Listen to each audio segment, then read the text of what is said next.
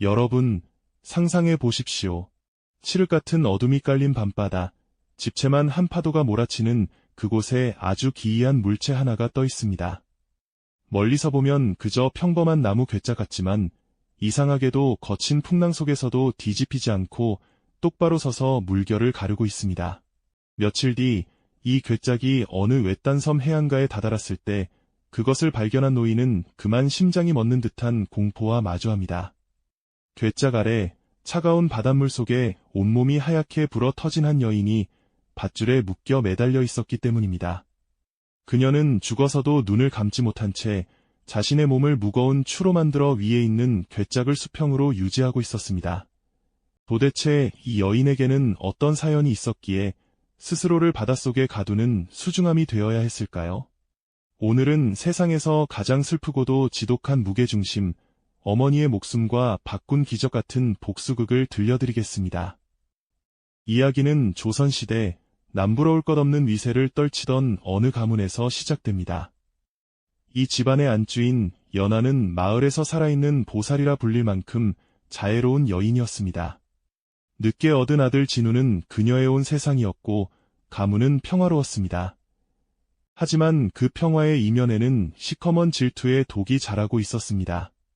바로 연하의 먼 친척이자 집안일을 돕던 설이라는 여인이었죠. 그녀는 늘 연하의 화려한 삶을 증오했습니다. 왜 저 여자는 모든 것을 가졌고 나는 그 밑에서 시중이나 들어야 하는가? 라는 비뚤어진 마음은 시간이 갈수록 사리로 변해갔습니다. 결국 설이는 가문의 재산을 독차지하기 위해 치밀한 계획을 세웁니다. 연하가 어린 아들을 데리고 친정으로 가는 배를 타는 날 미리 매수해둔 인부를 시켜 배 바닥에 미세한 구멍을 뚫고 거들 얇은 판자로 살짝 덮어두게 한 것이죠. 배가 포구를 떠나 수심이 깊은 먼바다로 나가는 순간 그 판자가 수압을 견디지 못하고 터져나가도록 설계한 잔인한 함정이었습니다. 운명의 날 연하와 어린 진우를 태운 배는 순조롭게 출항했습니다. 그러나 육지가 보이지 않을 만큼 멀어졌을 때 갑자기 발밑에서 기괴한 소리가 들려왔습니다. 우드득하는 소리와 함께 차가운 바닷물이 분수처럼 솟구쳤습니다. 배 안은 순식간에 비명소리로 가득 찼습니다. 뱃사람들은 구명보트를 타고 도망치기 바빴고 어린 아들을 품에 안은 연하는 고립되었습니다. 물은 순식간에 무릎을 넘어 허리까지 차올랐습니다. 연하는 직감했습니다. 이것은 누군가가 의도한 죽음이라는 것을요. 그때 그녀의 눈에 제사용품을 담아두었던 커다란 나무 괴짝이 들어왔습니다. 겉면에 두껍게 오칠이 되어 있어 물이 스며들지 않는 튼튼한 상자였죠. 연하는 떨리는 손으로 아들을 그 괴짝 속에 넣었습니다. 하지만 배가 침몰하며 생기는 소용돌이와 집채만 한 파도를 생각하면 가벼운 상자는 금방 뒤집혀 아기의 무덤이 될 것이 뻔했습니다. 연하는 주위를 둘러보았습니다. 그리고 배 구석에 있던 굵은 닷줄을 집어들었습니다.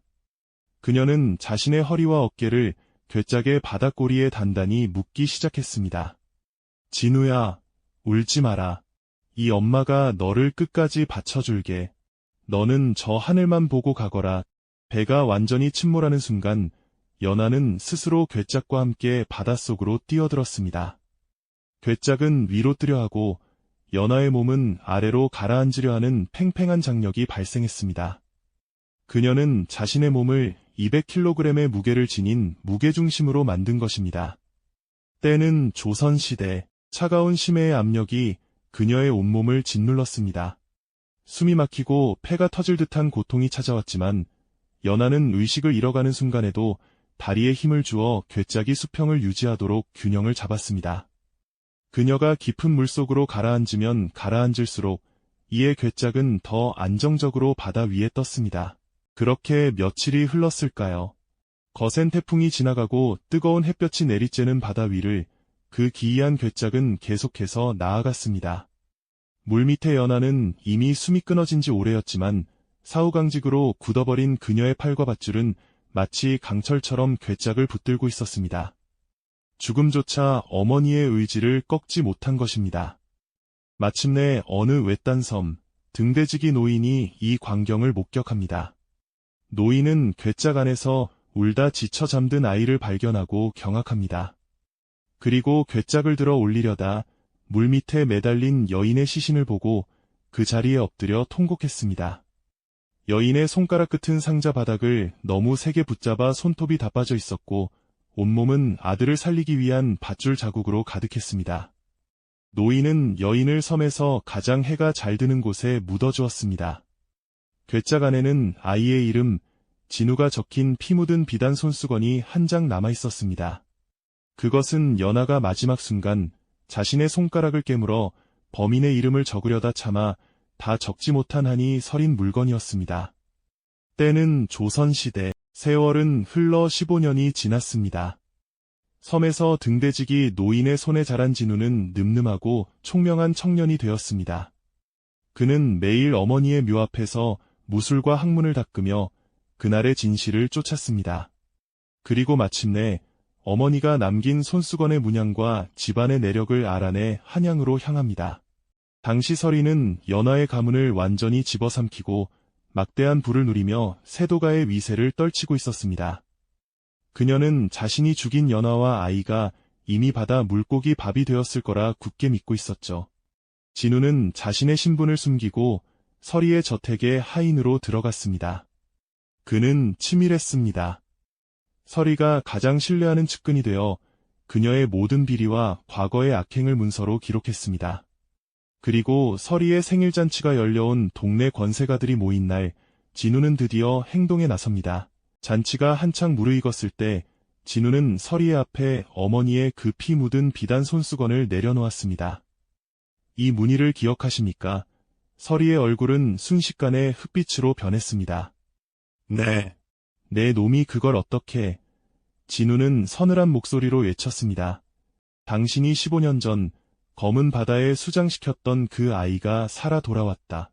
죽어서도 나를 띄워 보내신 우리 어머니의 원한을 갚으러 왔다. 그 순간 관아의 포졸들이 들이닥쳤습니다.